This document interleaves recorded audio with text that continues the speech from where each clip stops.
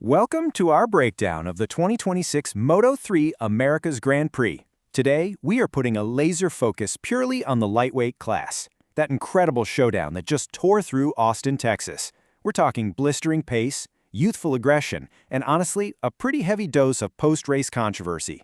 If you love close racing and dramatic championship shifts, you are in the exact right place. So, let's dive right into it.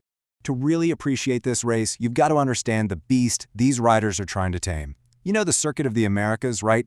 COTA is this notorious 5.513-kilometer track with 20 wildly different corners. But for the Moto3 guys, the whole experience is completely defined by that massive 1.2-kilometer backstraight. Because of the slipstream, it turns the race into a high-speed battleground where you can literally drop from first to fourth in the blink of an eye.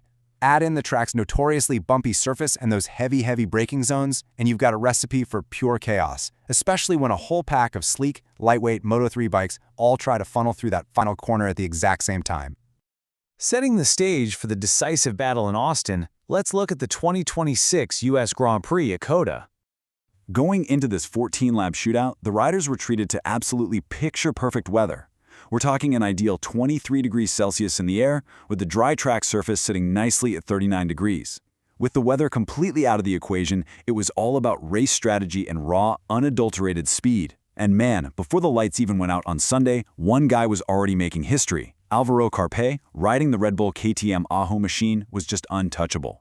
He didn't just take pole position, he absolutely obliterated the all-time lap record with a stunning 2:12.107.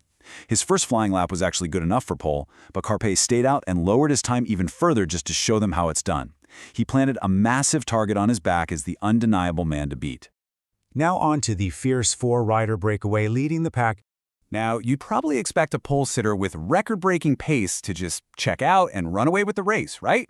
Nope. This is Moto3. The race instantly exploded into a crazy multi-rider battle before distilling down to this fiercely competitive lead group. It was our pole sitter Alvaro Carpe, Valentin Perón, championship leader Maximo Quiles, and Leopard Racing's Guido Pini. These four managed to break away from the pack, setting up a phenomenal 140-mile-per-hour game of chess. And the lead was incredibly volatile.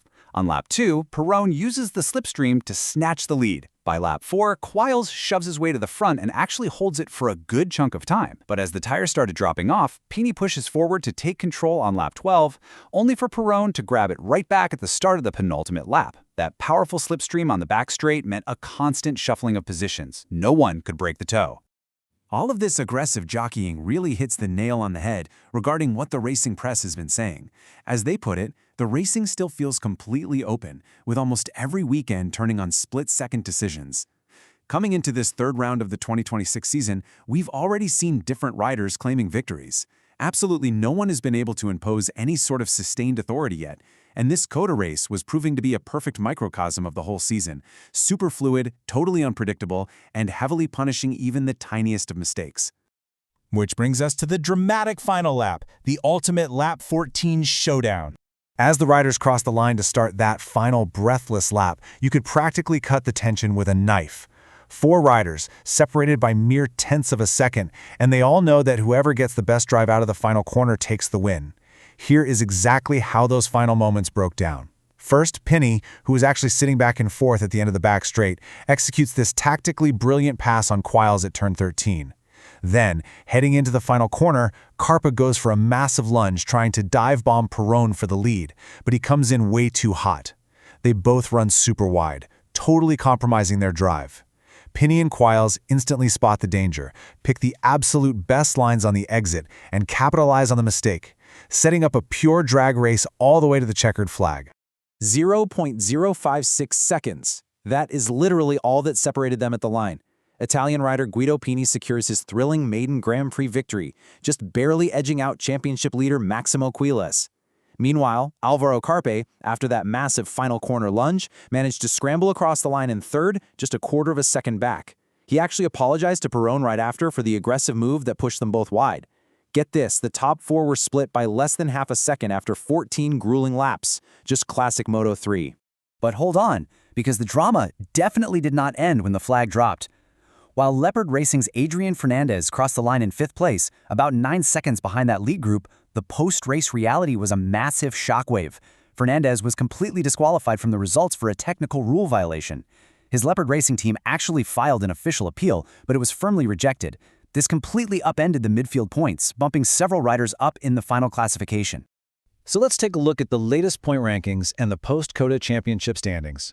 Between Guido Pini's phenomenal maiden win and the shocking disqualification of Fernandez, the whole landscape of the 2026 title fight has been drastically reshuffled. Maximo Quiles' smart second-place finish lets him maintain a really solid championship lead right now with 65 points. But look at the tight battle forming right behind him. It is fascinating. Alvaro Carpe moves up into second with 42 points. Valentin Peroni sits in third with 38, and our race winner, Guido Pini, vaults right up into fourth with 36 points. It's also really worth highlighting Veta Pratama, who is sitting in seventh place overall with 27 points. That makes him the top-performing rookie in the standings so far, definitely benefiting a bit from those post-race disqualifications. Which leaves us with one massive question as we look ahead. With the championship completely blown wide open by unpredictability, maiden wins, and technical disqualifications, who is going to step up and assert true dominance when the grid hits the European leg of the season next?